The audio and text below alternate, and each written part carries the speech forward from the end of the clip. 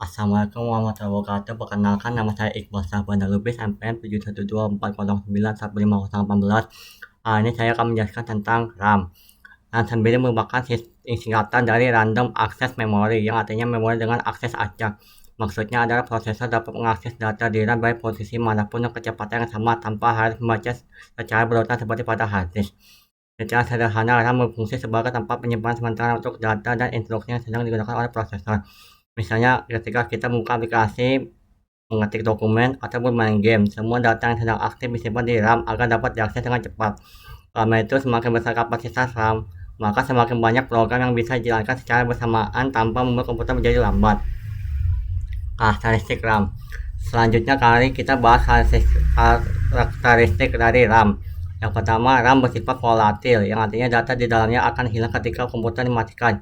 Jadi RAM bukan untuk penyimpanan permanen seperti hard disk atau SSD.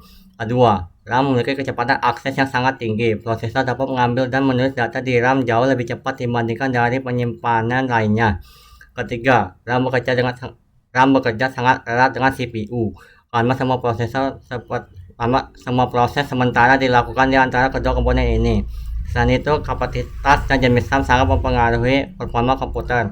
Misalnya, komputer dengan RAM 8GB tentu lebih cepat multitasking dibanding komputer dengan RAM 4GB.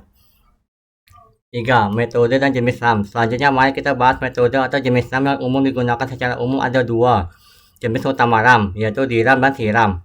DRAM atau Dynamic Random Access Memory menyimpan data menggunakan kapasitor yang harus disegarkan secara terus-menerus. Jenis ini digunakan sebagai memori utama komputer karena harganya lebih murah dan kapasitasnya besar, meskipun kecepatannya sedikit lebih rendah.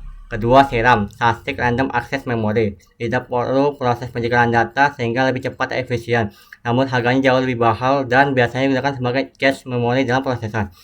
Selain itu, RAM juga berkembang dalam beberapa generasi seperti DDR, DDR2, DDR3, DDR4, dan DDR5.